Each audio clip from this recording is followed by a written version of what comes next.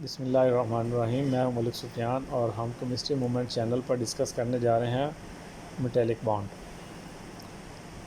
Metallic bond के बारे में बताने से पहले मैं आपको कुछ चीज़ें बताना ज़रूरी समझता हूं। जैसे कि आपको मालूम है कि पीरियोडिक टेबल में 118 एलिमेंट जो हैं वो डिस्कवर हो चुके हैं। उनमें से 91 जो हैं वो मेटल्स हैं, alkali metal, alkaline earth metal, transition metals, और ये सब हमारे पास मेटल्स कहलाते हैं।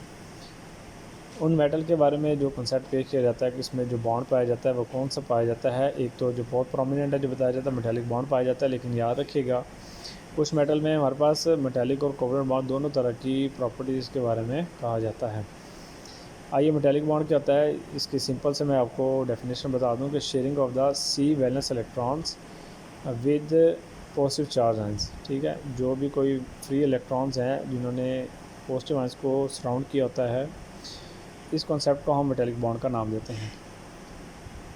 कहा जाता है इसके नेचर में मेटेलिक बॉन्ड की प्रॉपर्टी भी पाई जाती है, कोवलेंट बॉन्ड की भी पाई जाती है। गैलियम और मर्क्यूरस आयन में कहा जाता है कि ये कोवलेंट बॉन्ड की प्रॉपर्टीज़ पाई जाती हैं। जो इनके इलेक्ट्रॉन्स होते हैं वो कहते हैं ग्लू के तौर पे काम करते हैं उनको, यानी कि कंबाइन करने में पॉजिटिव आयंस वगैरह को, और इनको हम कंडक्शन इलेक्ट्रॉन्स का नाम भी देते हैं। और ये डी लोकलाइज इलेक्ट्रॉन्स होते हैं, यानी कि मोबाइल इलेक्ट्रॉन्स हैं, मूव करते रहते हैं।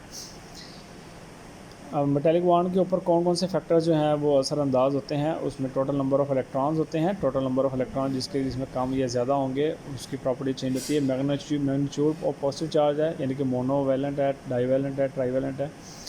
और इसी तरह आयनिक रेडियस है, जितना साइज़ इंक्रीज़ करेगा या डिक्रीज़ करेगा वो उसकी मेटेलिक बॉन्ड की स्ट्रेंथ पर असर करेगा।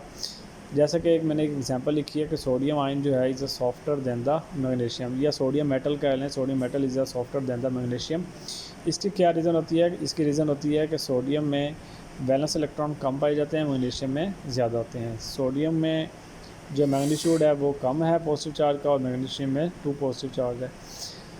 इसी तरह सोडियम का आयनिक रेडियस कम होता है और मैग्नीशियम का आयनिक रेडियस ज़्यादा होता है। इस वजह से ये सॉफ्टर होता है सोडियम, मैग्नीशियम से स्ट्रॉन्ग होगा। इसी तरह मैंने एक और एग्जांपल दी है, magnesium ion high melting point है और सोडियम से, इसकी रीज़न भी यही है, ग्रेटर मैग्नीट्यूड है, ग्रेटर इलेक्ट्रॉन डेंसिटी है, आयनिक रेडियस ज़्यादा है। अब मेटेलिक बॉन्ड के बारे में 3 तरह की थ्योरीज पेश की जाती हैं, free electron theory, valence bond theory, molecular orbital theory. Free electron theory को हम इलेक्ट्रॉन सी पूल थ्योरी का नाम भी देते हैं। तो हम इन थ्योरीज़ को डिस्कस करते हैं वन बाय वन। ये वैलेंस बॉन्ड थ्योरी है। वैलेंस बॉन्ड थ्योरी जो है वो डोरंस एंड लॉरेंस ने इसको पेश किया था। इसकी यही थी कॉन्सेप्ट के डीलोकलाइज फ्री इलेक्ट्रॉन पाए जाते हैं जो पॉजिटिव आयंस को क्या करते हैं, सराउंड करते हैं। इनमें पॉजिटिव आयन जो होते हैं ना वो इमर्स्ड होते हैं सी मोबाइल इलेक्ट्रॉन्स में। तो इसको एक्सप्लेन ये क्या करती है, इसको ज़्यादा डिटेल में नहीं, जो जो चीज़ें हमें रिक्वायर्ड हैं वो चीज़ें हमने करनी है। कि ये नॉन डायरेक्शनल बॉन्ड है। नॉन डायरेक्शनल क्यों है? क्योंकि ये हर तरफ से फ्री इलेक्ट्रॉन्स हैं, हर तरफ से ये बॉन्ड बनाते हैं, कोई स्पेसिफिक लाइन के साथ इसका बॉन्ड नहीं शो किया जाता।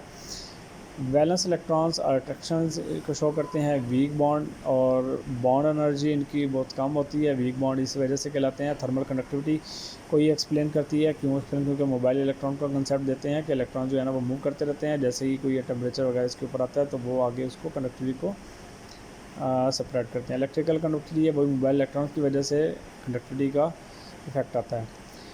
Alkali metals are softer than the transition metal, इसको भी एक्सप्लेन करती है। इसकी वजह से लो वैलेंस इलेक्ट्रॉन पाए जाते हैं, इसमें मोर वैलेंस इलेक्ट्रॉन पाए जाते हैं।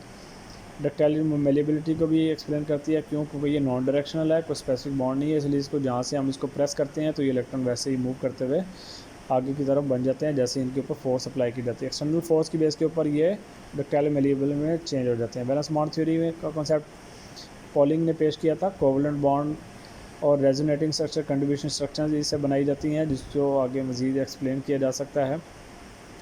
ये एक्सप्लेन करती है मेटेलिक लस्टर को। मेटेलिक लस्टर क्या है जी? कि अगर आपके पास कोई भी मेटल मौजूद है, उनके जो लोअर लेवल के लोअर ऑर्बिटल्स होते हैं वो लाइट को एब्जॉर्ब करते हैं। एब्जॉर्ब करने के बाद हाई एनर्जी ऑर्बिटल में मूव कर जाते हैं। मूव करने के बाद वो फिर बैक लोअर एनर्जी ऑर्बिटल में जाते हैं। बैक आते हुए वो फोटोन रिलीज़ करते हैं, लस्टर कहलाते हैं। इनको हम लोग क्या नाम देते हैं?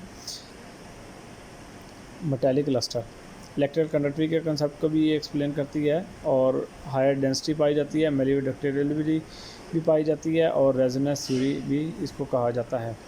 मॉलिक्यूलर ऑर्बिटल थ्योरी को हम बैंड थ्योरी का नाम भी देते हैं। ये एक्सप्लेन करती है कंडक्टर, इंसुलेटर और सेमीकंडक्टर कॉन्सेप्ट को।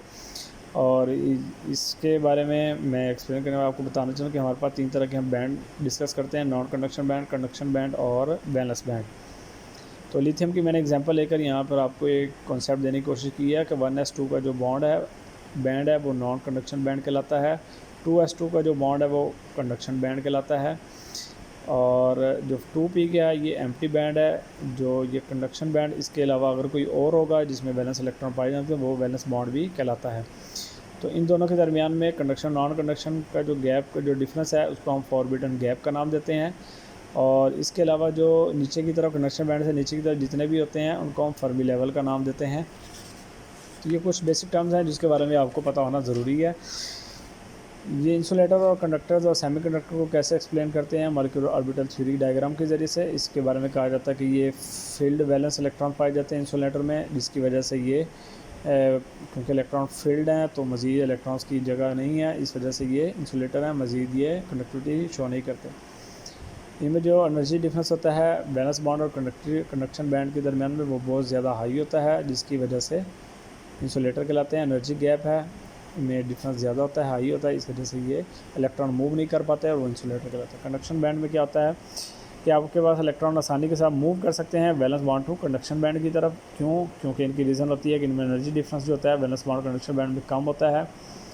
वैलेंस बैंड कंडक्शन बैंड जो है ना ये आपस में ओवरलैप कर जाते हैं, इनको कंडक्टर्स कहा जाता है। सेमी कंडक्टर में क्या होता है, इन दोनों का बिटवीन होता है कि आपके पास इसमें स्मॉल गैप पाया जाता है या फिर कोई इम्प्योरिटीज़ पाई जाती है, जिसकी वजह से कंडक्शन और कंडक्शन बैंड में इलेक्ट्रॉन आसानी से मूव कर जाते हैं, या थोड़ा सा टेम्परेचर या इलेक्ट्रिसिटी प्रोवाइड करने पर ये इसमें होल का कंसेप्ट किया जाता है। शायद आपको याद होगा अगर आपने सेमीकंडक्टर का कंसेप्ट प्रीवियस क्लास में पढ़ा कि होल का कंसेप्ट है कि होल बन जाता है, उसको जगह लेने के लिए एक और इलेक्ट्रॉन पीछे से आता है और उसकी जगह पर होल बन जाता है। इस तरह से ये काम चलता रहता है। इसमें वो कहता है प्रोमोटेड इलेक्ट्रॉन जो है कंडक्शन बैंड की तरफ होते हैं, अनपेयर्ड इलेक्ट्रॉन वैलेंस बॉन्ड में पाए जाते हैं, और इस तरह से ये इसके कॉन्सेप्ट को एक्सप्लेन करते हैं। सेमीकंडक्टर दो तरह के होते हैं, इंट्रिंसिक और एक्सट्रिंसिक होते हैं। इसमें स्मॉल गैप का कॉन्सेप्ट होता है, इसमें हमारे पास इम्प्योरिटीज़ का कॉन्सेप्ट दिया जाता है। ये आपने डोपिंग वगैरह पढ़ी होगी अगर आपने फिज़िक्स पढ़ी है, या फिर आपने केमिस्ट्री में नॉन बॉन्डिंग का कुछ कॉन्सेप्ट पढ़ा होगा।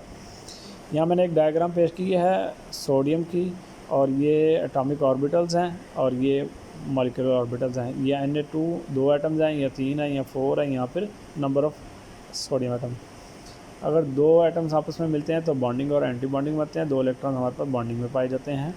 3 इलेक्ट्रॉन्स हैं तो ये बॉन्डिंग और नॉन बॉन्डिंग और एंटी बॉन्डिंग का कंसेप्ट देते हैं।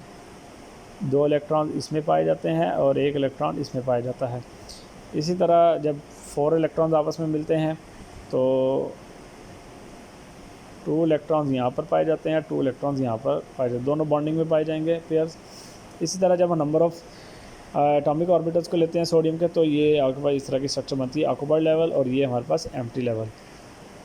ये थोड़ा सा मैंने कॉन्सेप्ट देना चाहा कि मॉलिक्यूलर ऑर्बिटल MOT जो है वो इंसुलेटर, कंडक्टर और सेमीकंडक्टर को इस तरह से एक्सप्लेन करती है। तो उम्मीद है आपको वीडियो पसंद आई होगी। अगर आपको वीडियो पसंद आए तो लाइक कीजिएगा, शेयर कीजिएगा, और थैंक यू फॉर वॉचिंग। अल्लाह हाफिज़, टेक केयर।